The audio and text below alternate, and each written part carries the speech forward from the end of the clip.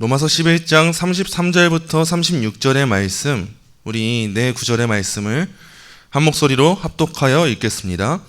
깊도다 하나님의 지혜와 지식의 풍성함이요 그의 판단은 헤아리지 못할 것이며 그의 길은 찾지 못할 것이로다. 누가 주의 마음을 알았느냐? 누가 그의 모사가 되었느냐? 누가 주께 먼저 드려서 갚으심을 받겠느냐? 이는 만물이 주에게서 나오고 주로 말미암고 주에게로 돌아감이라. 그에게 영광이 세세에. 아멘. 오늘은 로마서 강의 79번째 시간으로 로마서 11장 33절부터 36절의 말씀을 성도의 송영이라는 제목으로 증거하도록 하겠습니다. 우리가 종교개혁의 5가지 표어로 알려져 있는 5가지 오직, 흔히 우리가 파이브 솔라라고 합니다. 이 5가지 오직에 대해서는 수없이 많이 들어보셨을 거예요. 여기서 말하는 5가지 오직이라 하면 다음과 같습니다. 첫째는 오직 성경만으로 솔라 스크립트라, 그리고 오직 그리스도만으로 솔루스 크리스투스, 오직 은혜만으로 솔라 그라티아, 오직 믿음만으로 솔라 피데, 오직 하나님께만 영광이 솔리데오 글로리아. 이 중에서도 앞서는 4가지의 오직이 있습니다. 이 4가지의 오직은 로마 카톨릭 교회에 대한 그 가르침에 반하는 종교개혁의 교리적인 내용이 무엇인지를 밝혀주는 겁니다. 종교개혁의 표어, 종교개혁의 정신이라고 할 수 있습니다. 이들이 만든 내용은 아니지만 이 종교개혁 사상 안에 로마 카톨릭 교회에 반하는 이 5가지의 오직이 있다는 거예요. 그 중에서도 앞선 4가지, 오직 성경만으로, 또 오직 그리스도만으로, 오직 은혜만으로, 오직 믿음만으로 라는 이것은 직접적으로 그 로마 카톨릭 교회에 대한 그 교리적인 반발과 그 대립점 가운데 나온 우리가 믿는 신앙에 대한 내용인 거예요. 우리의 교리적 차이가 무엇인지를 밝혀주는 내용인 겁니다. 그리고 마지막에 오직 하나님께만 영광이 솔리데오 글로리아라는 말은 앞선 4가지의 오직에 대한 결론이라고 할 수 있습니다. 이 모든 것들의 최종적인 도착점이 무엇인가, 귀결점이 무엇인가, 이 4가지의 오직이 최종적으로 향하는 곳은 오직 하나님께만 영광이 있나이다 라는 고백이다 라는 것이 이 5가지의 오직이 밝혀주는 내용이에요. 우리는 자칫 잘못하면은 이 오직을 말한다고 하면서도 우리가 성경을 읽어서 구원에 이른다고 착각할 수 있습니다. 그게 바로 우리가 말하는 오직 성경만으로가 될 수가 있다는 거예요. 또 우리가 그리스도를 믿어서 구원에 이른다고 생각할 수 있습니다. 이게 우리가 믿고 따르는 오직 그리스도만으로가 될 수 있다는 겁니다. 또 우리가 은혜를 받아서 구원에 이른다는, 우리가 믿어서 구원에 이른다는 오직 믿음만으로, 또 오직 은혜만으로 라는 우리만의 오직을 만들 수 있다는 거예요. 그래서 이 모든 신앙은 결국 어디로 향하게 되냐? 우리의 오직이 잘못된 방향으로 흐르게 될 때 이 모든 오직은 최종적인 그 도착점이 자기중심적인 신앙이 되게 됩니다. 앞선 4가지의 오직을 우리가 잘못 해석하고 잘못 적용하게 될 때 그 5번째에 나오는 오직이 오직 나의 영광만으로 이렇게 향할 수 있게 된다는 거예요. 그러나 이 모든 것을 아우르면서 우리로 하여금 자기중심적인 신앙에 머무르지 않게 하는 그 한 가지 요소가 무엇이냐? 최종적인 도착점입니다. 오직 하나님께만 영광이 있나이다 라는 고백이 이 앞서 나오는 4가지의 오직이 무엇을 향하는지를 보여주는 대목인 거예요. 이 오직 하나님께만 영광이 있나이다를 뜻하는 솔리데오 글로리아는요, 사실상 많은 사람들에게 종교개혁을 통해서 알려진 내용이 아닙니다. 대부분의 믿지 않는 사람들도 이 솔리데오 글로리아라는 문구 자체에 대해서 익숙함을 느낄 수 있어요. 왜냐? 우리가 흔히 잘 알고 있는 작곡가가 있습니다. 요한 세바스찬 바흐라는 작곡가가 있어요. 유명한 곡들이 참 많습니다. 우리가 잘 알고 있는 그 작곡가 바흐가 항상 자기 작품을 완성할 때 그 작품을 완성하게 하신 하나님께 감사하면서 그 악보에다가 SDG라고 적었습니다. 그게 바로 솔리 데오 글로리아, 오직 하나님께만 영광이 있나이다, 이걸 새겨 넣었어요. 그렇기 때문에 많은 사람들이 이 SDG, 솔리 데오 글로리아라는 게 바흐가 만든 거구나 라고 많이들 알고 있습니다. 대부분의 사람들이 인간의 인생의 제일 되는 목적이 하나님의 영광이라는 것, 이 사실에 대해서 거부감을 많이 느낍니다. 우리는 너무 많이 들어서 알고 있죠. 인간의 인생의 제일 되는 목적이 무엇입니까? 하나님을 영화롭게 하는 거고 영원토록 그를 즐거워하는 겁니다. 우리는 지금 반응처럼 나오지만 우리의 삶은 사실상 그렇지 않을 때가 많습니다. 왜냐? 우리의 죄인된 본성이 입으로는 하나님의 영광을 위하는 게 내 인생의 목적이라고 말하지만 우리의 인생을 열어보았을 때 진짜 하나님의 영광을 위해 사는 일에는 우리의 죄가 거부감을 느끼기 때문이에요. 왜 그런 걸까요? 사실상 우리는 그 오직을 말하지만 사실상 우리는 오직 성경을 기준으로 삼지 않고 살아가고 사실상 우리는 오직 예수님의 공로를 따르지 않고 사실상 우리는 오직 은혜로 오직 믿음으로 말미암아 얻게 되는 구원이 내가 얻게 된 구원이라고 생각하지 않을 때가 종종 찾아오기 때문입니다. 아무리 성숙한 신자라 할지라도 그런 성도라 할지라도 우리 안에 여전히 자리하고 있는 죄는 계속해서 우리의 신앙을 그렇게 뒤흔들고 있습니다. 이는 성도로 불리우는 자들이든 불신자든 모두 동일합니다. 인간은 하나님의 영광을 위해 살아가는 일에 있어서 거부감을 느끼고 있습니다. 이게 실제적인 인간의 현실이에요. 많은 사람들이 아니라고 말하겠지만 그들이 오직의 신앙을 떨쳐버리고 이 오직으로 머물러야 할 자리에 자신의 행함과 공로를 아주 조금이라도 뒤섞게 된다면 사실상 은혜의 종교에 율법주의적인 신앙을 조금이라도 뒤섞는 그 신앙이 될 수밖에 없습니다. 그리고 그러한 신앙이 되어버린다면 그들의 신앙은요 사실 오직 하나님께만 영광이 있다고 말할 수 없는 신앙입니다. 만일 어떤 이들이 오직 성경의 가치를 훼손하고 있습니까? 그렇다면 그들은 오직 하나님께만 영광이 있다고 고백할 수 없습니다. 만일 어떤 이들이 오직 그리스도의 공로를 의지하는 구원을 온전히 믿고 신뢰하지 않습니까? 아니 조금은 우리의 노력도 있어야 되는 거 아닙니까? 우리가 믿는 것도 우리의 행위 아닙니까? 우리가 은혜를 받았지만 우리가 이루어가는 일이 있지 않습니까? 이렇게 말합니까? 그렇다면 그들은 결국 표면적으로는 하나님의 영광을 위하는 것처럼 보일지라도 사실상 오직 하나님께만 영광이 있다고 말할 수 없습니다. 왜요? 그들은 결국 그들의 공로를 말하면서 자기의 영광을 드높이는 자들이기 때문이에요. 그럼에도 불구하고 왜 그들은 하나님께 모든 영광을 돌리지 못할까요? 단순합니다. 하나님의 영광만을 드높이게 될 때 그들은 자기 자신의 존재가 초라해진다고 여기기 때문입니다. 자기 자신의 존재가 영광을 보지 못한다고 여기기 때문이에요. 그걸로는 만족이 없다고 여기는 거예요. 충족이 없다고 여기는 겁니다. 그것은 참된 인생이 아니라고 여기는 겁니다. 그러나 기독교의 신앙은 역설적입니다. 우리가 믿고 따르는 기독교 신앙은 매우 역설적이에요. 우리 인생이 가장 빛날 때가 언제입니까? 우리 인생이 가장 빛날 때는 나의 영광을 드높일 때가 아니라 하나님의 영광을 드높일 때 도리어 우리의 인생이 가장 빛나고 고귀하게 되는 겁니다. 이 사실을 우리가 믿어야 마땅합니다. 우리의 존재 목적이 무엇입니까? 우리 인생의 제일 되는 목적이 무엇입니까? 하나님을 영화롭게 하는 겁니다. 그분을 영원토록 즐거워하는 거예요. 그게 우리 자신의 가치이고 존재입니다. 우리의 가치가 빛나고 존재가 빛나는 그 자리는 무엇이냐? 그 목적에 합당한 삶을 살아갈 때가 우리의 존재가 가장 빛나는 그 자리인 거예요. 우리의 인생을 위해서, 우리의 영광을 위해서 살아갈 때 우리는 우리의 존재 자체에 대한 그 가치를 드높일 수 없습니다. 왜요? 우리 존재 목적이 그게 아니기 때문이에요. 마이크가 마이크의 역할을 해야 그 가치를 빛내는 겁니다. 책상이 책상의 역할을 해야 그 가치를 빛내는 거예요. 영광스러운 일인 거예요. 사람이 사람으로서의 영광을 다하는 그 자리가 어딥니까? 그 자리는 죄인된 우리 인간들의 생각과 달리 우리의 사고와 달리 역설적으로 우리 자신의 영광을 위하여 살아가지 아니하고 하나님의 영광을 위하여 살아갈 때 그때 우리는 가장 존귀한 삶을 살아가게 되는 거예요. 이게 우리가 믿고 따르는 우리의 인간론인 겁니다. 즉 우리는 이렇게 말할 수 있습니다. 하나님의 영광 속에 우리의 영광이 담겨 있는 거예요. 우리가 지금까지 말씀을 통해 보게 된 바가 무엇입니까? 우리는 스스로 하나님의 일을 알 수 없는 자들이라는 거예요.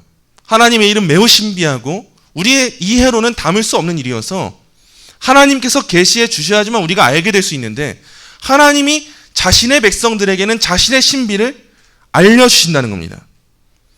하나님께서는 그 신비를 선택한 자들에게는 선명하게 알 수 있게 알려주신다는 거예요. 그 구원의 역사가 어떠한지, 이스라엘을 우둔하게 하시고 그 가운데 이방인들을 어떻게 구원하시는지, 이방인을 구원하시고 그 가운데 이스라엘을 어떻게 구원하시는지, 하나님의 놀라운 신비의 역사가 어떻게 이루어지는지 그 누구도 알 길이 없습니다. 그러나 우리는 알 수 있습니다.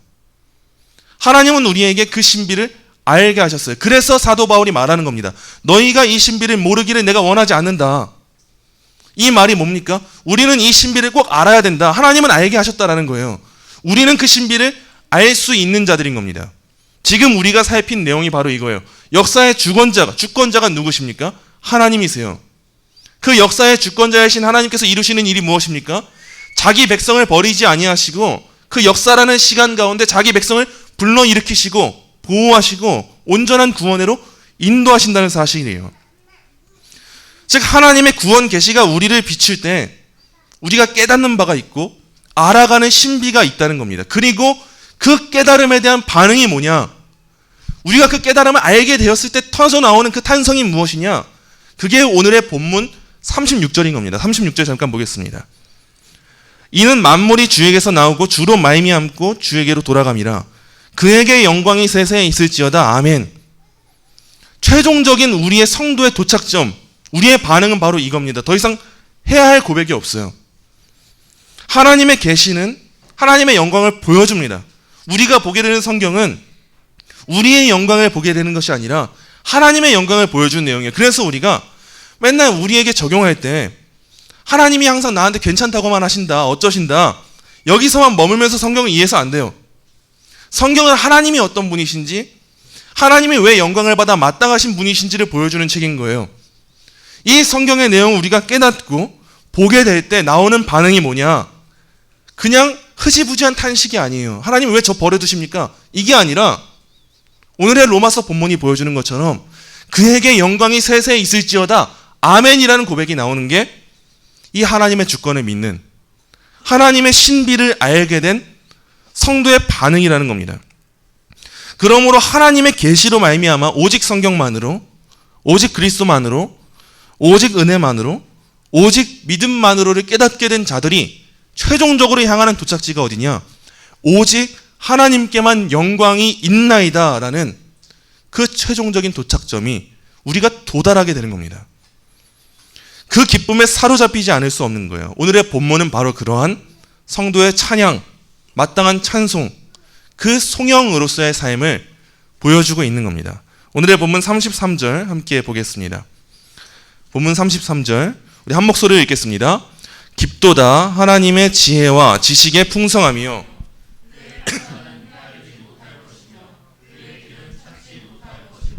아멘. 우리는 지금 로마서를 통해서 하나님의 불가해한, 우리 스스로는 이해할 수 없는 그 계획에 대해서 함께 살펴보고 있습니다. 즉 우리는 헤아릴 수 없는 그분의 판단이 있고 우린 스스로 찾을 수 없는 길이 있다는 걸 마주하고 있는 겁니다. 우리가 하나님의 불가해한 계획을 로마서를 통해서 마주하는 결과가 무엇일까요? 사도의 고백과 같습니다. 깊도다 하나님의 지혜와 지식의 풍성함이요. 우리가 지금 바닷속으로 들어간다고 봅시다. 바닷속으로 들어갈 때 바닷속에서는 우리가 예측할 수 없는 일들이 참 많아요. 그래서 매년 이 여름철마다 바다에서 계곡에서 수많은 사건 사고가 터져 나오지 않습니까? 이 바다를 거니다 보면 우리가 바닷물로 조금씩 들어가게 되다가 어느 순간 우리의 발이 닿지 않는 그 순간을 마주할 때가 있어요. 우리는 충분히 발이 닿을 거라 생각하고 그 바다를 향해 가는데 그 발을 내딛다가 어느 순간 우리가 쑥 빠져버리는 거예요. 그때 우리가 깜짝 놀라서 터져나오는 반응이 뭡니까? 아! 나 좀 살려줘. 너무 깊어. 여기선 내가 살아나올 수가 없어. 깜짝 놀라서 터져나오는 그 탄성이 있지 않습니까? 그 탄성을 지금 사도 바울이 앞선 신비의 내용을 다 서술한 다음에 지금 말하고 있는 거예요. 깊도다. 이 깊도다라는 고백이 어디서 나오는 겁니까? 이스라엘 백성들은 이스라엘 백성들의 교만함으로 자신들의 신분을 내세웠고 이방인들은 뭐 달랐습니까? 이방인들도 이방인들이 누리고 있는 특권을 지금 자랑으로 여기고 그들의 자랑을 내세우고 있었어요. 오히려 유대인들이 경멸하고 있었어요. 근데 사도가 다 정리해 주는 거예요. 유대인들은 자랑하지 않았어야 된다. 자랑하면 안 됐다. 근데 너네가 자랑했기 때문에 하나님은 이방인을 향한 구원을 열어주셨어. 하나님은 너희를 그렇게 사용하셨어. 그런데 이방인들 너네는 자랑할 자격이 있느냐? 그렇지 않아. 너희는 자격이 없어. 그 일을 이루신 분이 누구야? 하나님이야. 너희는 참 감람나무가 아니다. 돌 감람나무의 가지인데 너희를 접붙여 주신 거야. 이 일을 통해서 너희를 구원하시고 끝맺게 하시는 게 아니라 하나님의 긍휼이 너희에게 주어진 것처럼 다시금 자기의 택한 백성인 이스라엘에게 긍휼을 베푸실 하나님의 뜻이 있다. 이방인이든 유대인이든 자랑할 자는 아무도 없고 구원은 하나님의 긍휼에서 나온 것이다. 지금 이 말씀을 다 서술하고 오늘의 본문에서 그 깊은 고백을 하는 거예요. 깊도다. 하나님의 지혜와 지식의 풍성하며. 우리가 구원을 안다는 것은 이와 같은 고백이 나와야 하는 겁니다. 우리가 하나님에 대해서 알아가면 알아갈수록, 내게 임한 구원이 무엇인지 알아가면 알아갈수록 우리는 이 기쁨을 고백하지 않을 수 없습니다. 우리 어린아이들이 자라갈 때 처음에는 교회 주일학교에서부터 시작해서 마냥 즐겁게 성경 인물을 배우고 성경에 대한 지식을 점차 알아가게 돼요. 이때는 아주 깊은 수준의 그 고백이 크게 담기지 않는 경우가 참 많죠. 근데 이렇게 아이들이 교회 안에서 자라나고 성숙해지고 구원의 은혜를 알아가고 청년이 되고 장년이 되고 시간이 흐를 때 그 시간의 과정을 거쳐온 여러분들의 신앙은 어떻습니까? 그 지나온 신앙의 여정을 보면서 지난 본문을 살펴볼 때, 그리고 나의 인생을 살펴볼 때 여러분의 입술 가운데 나를 인도하신 하나님의 이 크신 구원의 계획이 깊도다 말하지 않을 분이 계십니까? 그렇지 않은 거예요. 이 구원의 은혜를 알아가면 알아갈수록 우리에게 나오는 고백이 바로 그 깊음을 찬양하는 고백이라는 겁니다. 사랑하는 성도 여러분, 과연 우리의 입술에서 이와 같은 고백이 나오고 있습니까? 바쁜 일상을 살아가시고 바쁜 현대의 삶을 살아가시고 여러 가지 기도의 제목들이 있고 여러 가지 고민거리가 있고 아픔이 있고 걱정이 있고 그 여정이 있을 때, 이번 한 주간의 시간을 돌아볼 때 여러분의 입술 가운데 하나님의 기쁘심을 고백하는 시간은 과연 얼마나 있었습니까? 넓게는 로마서 1장부터 11장까지의 여정을 마치고 나서 또 좁게는 유대인과 이방인의 문제를 다루었던 이 9장부터 11장까지의 여정을 마치고 나서 우리의 입술이 과연 오늘의 본문에서 나오는 것과 같은 감탄으로 가득 차 있습니까? 우리가 감히 하나님의 신비 앞에 압도당하고 있습니까? 그렇지 않다면 회개해야 합니다. 우리가 처음 눈물 흘렸던 그 시절을 다시 떠올리며 우리가 받은 은혜가 얼마나 크고 놀라웠던 가치 있는 것인지를 다시 묵상하고 이 기쁨을 마주해야 하는 거예요. 그게 은혜 아는 자들입니다. 그게 이 로마서 말씀을 고백하고 묵상한 그 결과인 거예요. 앞선 32절의 말씀은 이렇게 기록하고 있었어요. 하나님이 모든 사람을 순종하지 아니하는 가운데 가두어 두심은 모든 사람에게 긍휼을 베풀려 하심이로다. 이 말씀을 읽고 나서 우리의 반응이 하나님의 지혜와 지식의 풍성함에 대한 기쁜 탄식이 되어야 되는 거예요. 감탄이 되어야 되는 거예요. 죄 가운데 거하던 우리들을 역사의 주인 되신 하나님께서 자신의 신비한 일하심의 방식으로 우리로 인함이 아닙니다, 여러분. 우리가 이 시간에 이 선택을 해서 이 결정을 해서 이 자리로 나와서 그렇게 된 일이 아니라 하나님의 시간 가운데 하나님의 계획이, 하나님의 일하심이 우리를 이 자리로 인도했다는 거예요. 그 긍휼을 베풀어 주셔서 하나님께서 하셔서 우리가 하나님의 자녀가 되는 그 권세를 얻었다는 겁니다. 이 사실을 우리가 어찌 감탄하지 않을 수 있겠습니까? 그럴 수 없는 거예요. 우리가 차근차근 경건하게 하나님께서 하신 일, 그리고 그 일을 깨닫게 하신 은혜를 묵상하게 될 때 우리는 찬양하지 않을 수 없습니다. 그래서 그 놀라운 존 뉴턴의 찬양이 있는 거예요. 어메이징 그레이스. 그 은혜가 얼마나 크고도 놀라운지 우리는 감탄하지 않을 수 없는 겁니다. 사도는 이를 지금 깊도다라고 고백하는 거예요. 우리 하나님께서 하신 일이 깊지 않은 일이, 우리의 이해를 뛰어넘지 않는 일이 단 하나도 존재하지 않기 때문입니다. 백날 다양한 신학적 지식을 우리의 입으로 읊는다 할지라도 그 안에서 경건한 묵상이 없고 그 경건한 삶의 자세가 없다면, 그 고백이 없다면 그 지식은 참된 지식이 아닙니다, 여러분. 우리가 앞선 로마서 1장부터 11장의 내용을, 더 좁게는 9장부터 11장의 내용을 달달 외우고 암송하고 다녀도요, 그 암송의 결과가, 그 묵상의 결과가 하나님의 일하심에 대한 기쁨을 고백하는 결과가 아니면 그 지식은 우리의 구원에 있어서 아무런 도움이 되지 않습니다. 중요하지 않다는 거예요. 과연 우리의 신앙이 어디까지 메마를 수 있겠습니까? 본문에서 사도는 하나님의 풍성하심에 관해서 고백하고 있는데 그 풍성함은 뭐냐? 하나님의 지혜와 지식의 풍성함이에요. 우리는 성경에서 지혜라는 말과 지식이라는 말을 종종 바꿔서 사용하는 걸 볼 때 이 말을 그렇게 크게 구분하여 설명하는 것은 의미가 없어 보입니다. 그러나 일반적인 용례로 살펴볼 때 지혜와 지식은 이와 같은 차이점이 있습니다. 존 머레이는 이렇게 말했어요. 지식은 하나님의 포괄적이고도 완전한 인지 및 이해를 가리키고, 지혜는 그의 거룩한 목적을 성취하는 방향으로 모든 것을 배열하고 조정하는 것을 가리킨다. 하나님 안에서 이것들은 상관관계가 있으므로 무리하게 구별하려고 애쓸 필요는 없다. 쉽게 말해서 일반적으로 지식은 그 인식 그 자체입니다. 우리가 아는 것. 그 지혜란 뭐냐? 그 아는 것을 활용할 수 있는 능력을 우리가 흔히 지혜라고 합니다.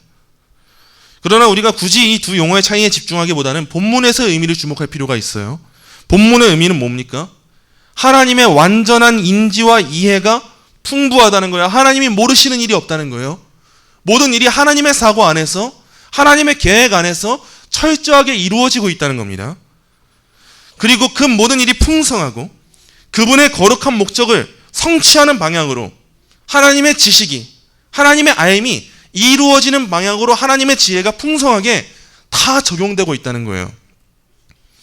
이와 같은 그분의 지혜와 지식이 풍성하고 깊다는 걸 말해주는 게 오늘의 본문입니다. 그러므로 우리가 어떻게 고백하냐? 사도처럼 이렇게 고백하는 거예요. 그의 판단은 헤아리지 못할 것이며 그의 길은 찾지 못할 것이로다. 사실상 헤아리지 못한다는 말과 찾지 못한다는 말은 동의어와 같습니다. 그리고 판단이라는 말과 길이라는 말도 하나님의 행위를 가리키는 표현이기 때문에 그 의미상 동의어와 같아요. 근데 사도는 지금 두 번이나 반복해서 중복적으로 하나님은 하시지만 우리는 알지 못한다는 말을 강조하고 있는 거예요. 그 이유가 뭘까요? 우리 스스로는 이해할 수 없을 만큼 그분의 일하심에 담긴 지혜와 지식이 얼마나 풍부한지를 보여주기 위해서 우리는 알 길이 없습니다. 정말 알 길이 없습니다. 그의 판단은 우리가 헤아릴 수 없고 그의 길을 우리가 찾을 수 없습니다. 우리가 찾을 수 있고 헤아릴 수 있다고 생각하지 마십시오. 지금 이렇게 강력하게 말해주고 있는 겁니다. 우리가 세상에 일어나는 모든 일을 알지 못하는 건 아닙니다. 우리는 분명 세상에 일어나는 일들을 알 수 있습니다. 그러나 중요한 건 뭡니까? 우리는 세상에 일어나는 일들을 알 수 있다 할지라도 그 속에서 이루어지는 하나님의 일에 대해서는, 하나님의 계획에 대해서는, 하나님의 역사에 대해서는, 하나님의 경륜에 대해서는, 그분의 판단에 대해서는, 그분의 길에 대해서는, 그분에 대해서는 스스로 그리고 온전히 헤아릴 자가 없다는 거예요. 우리는 지혜가 있고 지식이 있습니다. 알 수 있어요. 판단할 수 있어요. 그러나 세상 가운데 우리가 모든 걸 알아도 알 수 없는 것이 있으니 그건 하나님의 지혜고 하나님의 지식이고 하나님의 판단이라는 겁니다. 그래서 우리 개혁파 신학에는 그 유명한 말이 있어요. 유한은 무한을 포괄할 수 없다. 이 유명한 명제가 있습니다. 유한한 인간으로서는 하나님의 무한하심을 알 길이 없고 담을 길이 없다는 거예요. 또 어거스틴은 이렇게 말했습니다. 우리가 하나님에 대해 말할 때 만일 당신이 전부 다 이해하지 못한다면 놀라운 일인가?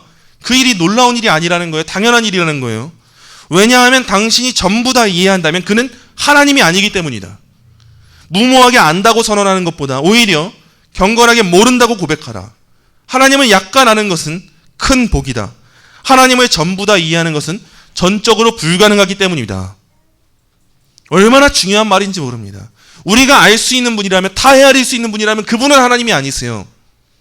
그런데 오늘날 성도들을 바라볼 때 내가 하나님을 다 압니다라고 고백하는 사람이 얼마나 많습니까? 사실상 그들은 하나님을 잘 모르는 거예요. 하나님을 알면 알수록 우리는 겸손해질 수밖에 없습니다. 우린 낮아질 수밖에 없는 거예요. 경건하게, 겸손하게 나는 잘 알지 못합니다. 그러나 하나님은 나에게 하나님을 알 수 있도록, 조금이라도 알 수 있도록 깨닫게 하셨습니다. 이 말을 할 수 있는 게 은혜인 겁니다. 이처럼 우리 하나님께서는 우리 스스로는 그의 판단과 길을 헤아리지 못하고 찾지 못할 분이시기 때문에 그 영광과 찬양을 받으시기에 합당한 분이라는 거예요. 사도는 이 사실을 이제 구약 성경으로부터 증언하는 방식을 또다시 채택합니다. 이어지는 34절 35절입니다. 34절 35절 우리 함께 읽겠습니다. 누가 주의 마음을 알았느냐?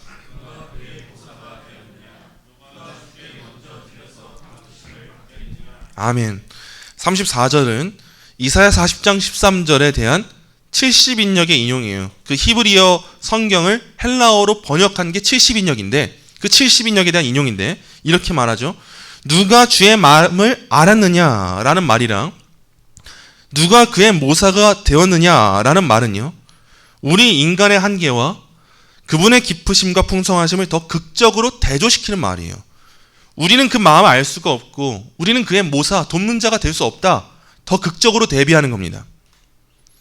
우리는 결코 그 누구도 세상의 역사를 주관하시는 그 하나님의 마음을, 그분의 지식을, 그분의 지혜를 알 자가 없습니다. 또한 이 일에 있어서 모사, 우리가 흔히 잘 쓰지는 않는 용어죠. 우리는 하나님을 돕는 자가 될 수 없다는 거예요. 이 일은 시작도 과정도 마지막 최종적으로 이끄시는 분도 우리가 하는 일이 아니라 하나님께서 하시는 일이기 때문에 우리는 그분의 모사가 될 수 없습니다.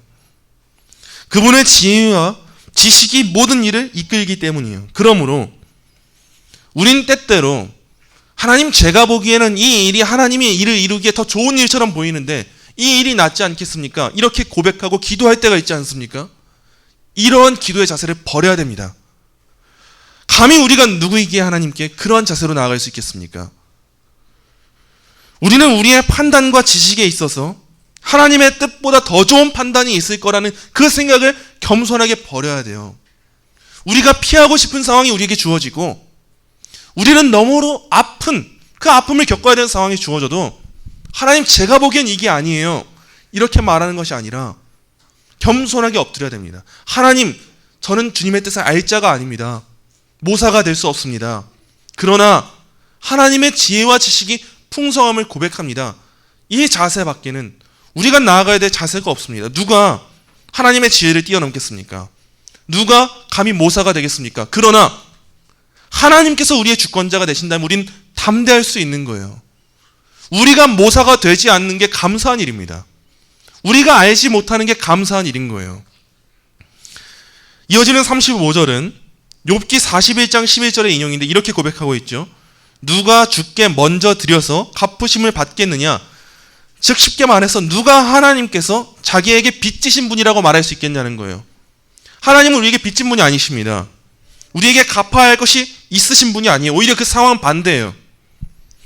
창조 목적에서 이탈해서 하나님을 반역한 존재가 인간이지 하나님은 우리에게 어떤 채무도 지닌 분이 아니라는 거예요. 뭔가 해야 할 그 가치를 지닌, 의무를 지닌 분이 아니라는 거예요. 사도는 지금 이를 통해서 유대인과 이방인 모두를 잠재우고 있습니다. 지금 유대인들을 향해서는 하나님이 그들의 특권을 빼앗으셨을 때 유대인들은 이해하지 못했죠. 하나님 왜 그러십니까? 우리한테 어찌 그러십니까? 이러고 있죠. 근데 사도는 지금 그들을 향해서는 하나님께서는 자기가 주신 것을 거두실 수 있는 분이시다. 너희는 애초에 그걸 받을 자격이 없었다. 하나님은 빚진 자가 아니다라는 걸 말해주고 있는 거예요.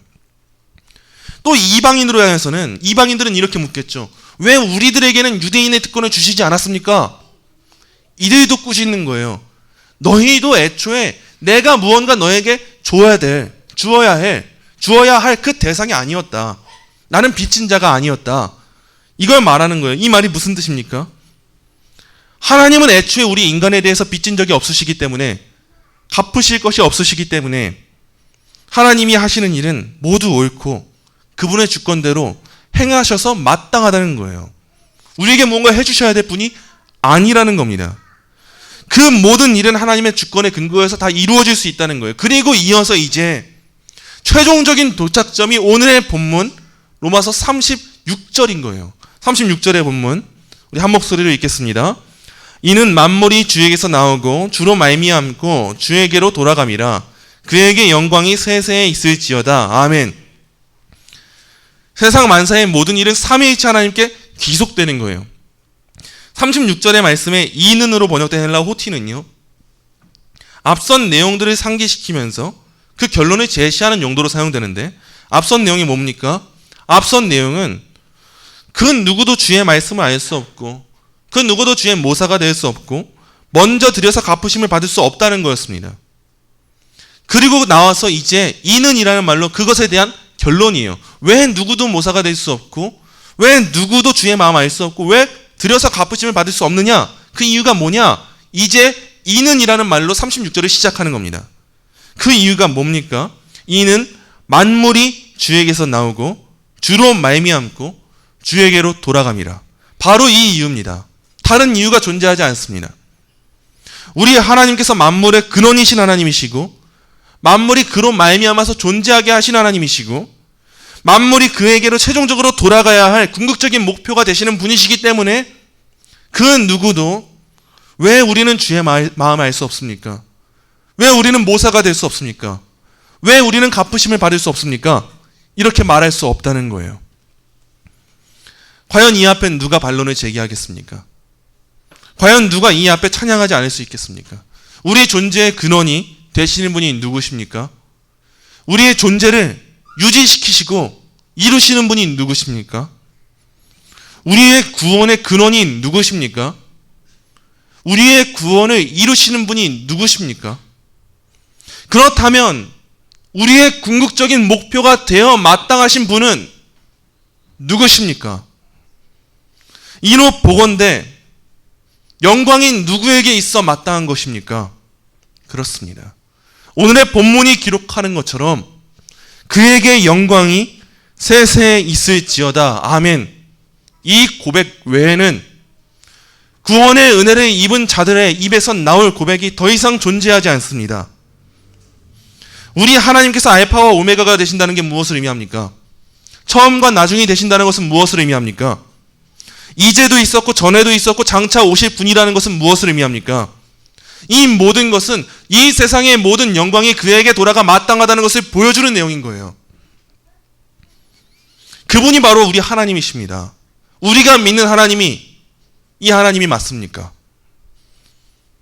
우리가 믿는 하나님이 이 하나님이시라면, 만물이 주에게서 나오고 주로 말미암고 그에게 돌아가 마땅한 하나님이시라면, 이제 우리의 삶에서는 그에게 영광이 세세에 있음을 고백하는 삶이 되어야 되는 거예요. 이 사실이 우리에게 아멘이 되지 않으면 그 사람은 구원의 은혜를 진정 참되게 아는 사람이라고 말할 수 없습니다.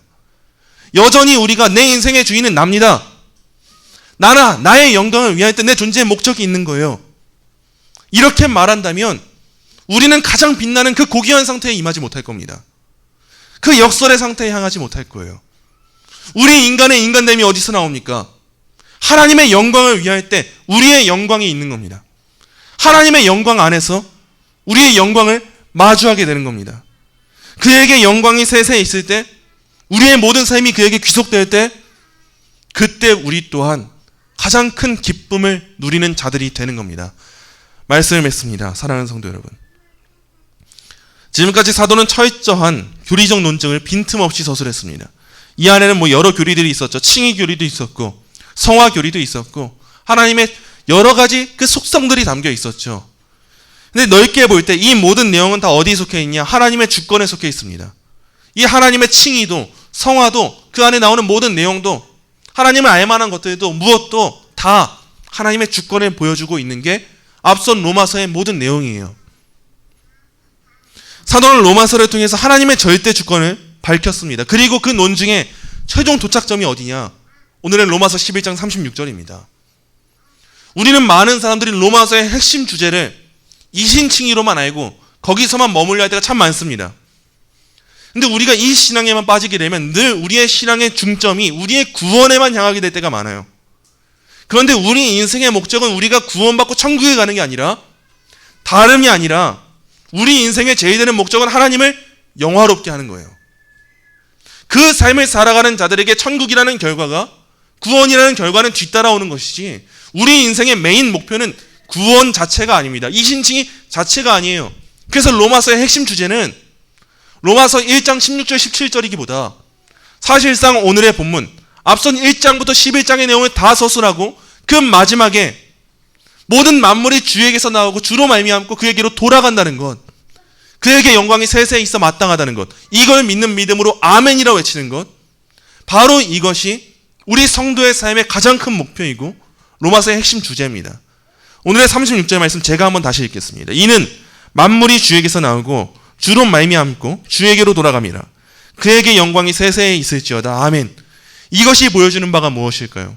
하나님의 절대 주권을 바로 알게 된 사람들, 그 성도들은 그에게 영광이 세세 있을지어다를 늘상 고백해 마땅하다는 것입니다. 아니, 그 반응을 낳지 않는다면 그 사람은 하나님의 절대 주권을 바로 아는 사람이라 할 수 없다는 겁니다. 하나님을 안다는 것은요, 오직 하나님께만 영광이 있나이다를 고백하는 결과를 낳지 않을 수 없습니다. 하나님의 절대 주권을 아는 사람들은 찬양하는 삶을 살아가지 않을 수 없습니다. 그 송영의 삶을 살아가지 않을 수 없습니다. 그들의 인생의 전체는 송영이 되어 마땅한 거예요. 그래서 다른 성경을 보시죠. 에베소서 1장 3절부터 6절입니다. 찬송하리로다. 찬송한다는 거예요. 근데 그 이유가 뭡니까? 하나님 곧 우리 주 예수 그리스도의 아버지께서 그리스도 안에서 하늘에 속한 모든 신령한 복을 우리에게 주시되 곧 창세 전에 그리스도 안에서 우리를 택하사 우리로 사랑 안에서 그 앞에 거룩하고 흠이 없게 하시려고 그 기쁘신 뜻대로 우리를 예정하사 예수 그리스도로 말미암아 자기의 아들들이 되게 하셨으니 이는 그가 사랑하는 자 안에서 우리에게 거저시는 바 그의 은혜의 영광을 찬송하게 하려는 것이라. 하나님이 하신 일이 무엇인지 아는 자들, 하나님이 내게 이루신 일이 무엇이고 그분의 영광이 무엇인지 아는 사람들은 찬송하지 않을 수 없어요. 그분의 은혜와 영광을 찬송하지 않을 수 없다는 거예요. 베드로전서 1장 1절부터 3절 보겠습니다. 예수 그리스도의 사도 베드로는 본도, 갈라디아, 갑바도기아, 아시아와 비두니아에 흩어진 나그네 곧 하나님 아버지의 미리 아심을 따라 성령이 거룩하게 하심으로 순종함과 예수 그리스도의 핏부림을 얻기 위하여 택하심을 받은 자들에게 편지하노니 은혜와 평강이 너희에게 더욱 많을지어다. 우리 주 예수 그리스도의 아버지 하나님을 찬송하리로다. 그의 많으신 긍휼대로 예수 그리스도를 죽은 자 가운데서 부활하게 하심으로 말미암아 우리를 거듭나게 하사 산 소망이 있게 하시며. 이 찬송의 이유가 무엇입니까?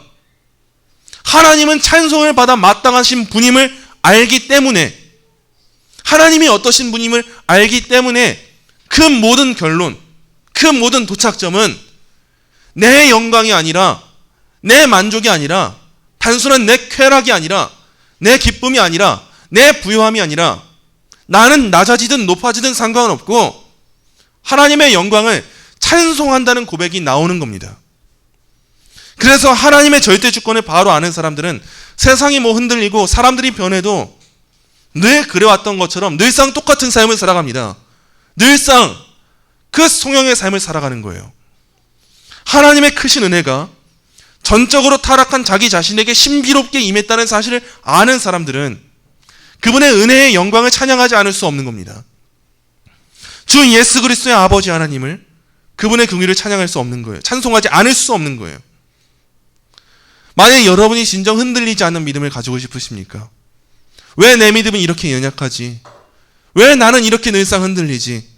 나는 왜 은혜를 안다고 고백하는데, 늘 기도의 자리로 나오는데, 난 늘 예배하고 말씀을 듣고 힘쓰려고 하는데, 나는 찬양을 듣고 살아가려 하는데, 내 입술을 찬양하는 입술로 만들려고 하는데, 왜 내 믿음은 조그만 환경에서도, 조그만 풍파에서도 왜 이렇게 흔들리지? 이 고민에 빠진 분들이 계십니까?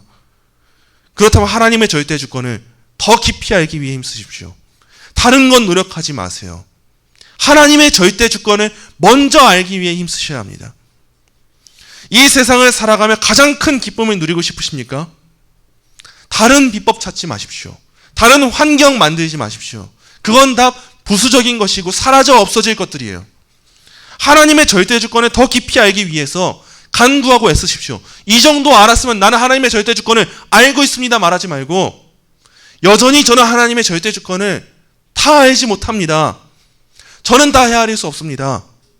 그러나 하나님, 더 깊이 알길 원하오니, 더 깊이 알고 흔들리지 않는 마음으로, 큰 믿음으로 하나님을 찬양하는 삶을 살아가길 소망하오니 깨닫게 하옵소서. 제게 역사하여 주옵소서. 그 은혜를 베풀어 주옵소서. 이 고백으로 나아가야 합니다.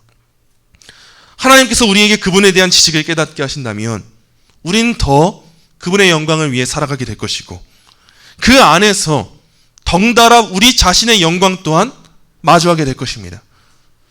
우리의 존재 목적은 다름 아닙니다. 우리는 주에게서 나오고 주로 말미암고 주에게로 돌아가야 하는 그의 영광을 찬양해야 마땅한 존재입니다. 그러므로 그에게 영광이 세세 있을지어다라는 말씀에 언제나 아멘으로 고백하며 송영의 삶을 살아가는 저와 여러분이 되시기를 간절히 소망합니다. 시간 말씀 묵상하며 함께 기도하겠습니다. 사랑하는 성도 여러분, 우리의 인생이 우리에게서 나오고 우리로 말미암고 우리에게로 돌아가는 것처럼, 우리에게 영광이 세세히 있을 것처럼 그렇게 살아가서는 안 됩니다. 그것은 은혜 아는 자의 삶이 결코 아닙니다. 그럼에도 불구하고 우리는 얼마나 많이 절대 주권자의 영광을 찬양하지 않고 그분의 주권을 알지 못하는 것처럼 살아왔습니까? 이 시간 그러했던 우리의 모습을 회개하면서 하나님, 제 인생의 주인은 제 자신이 아닙니다. 사나 죽으나 나 자신은 주에게서 나오고 주로 말미암고 주에게로 돌아가 마땅합니다. 그러한 삶을 살아가길 간절히 소망하오니 그 삶을 살아갈 수 있도록 은혜를 허락하여 주옵소서. 이렇게 기도하는 시간 되기 원합니다. 함께 기도하겠습니다.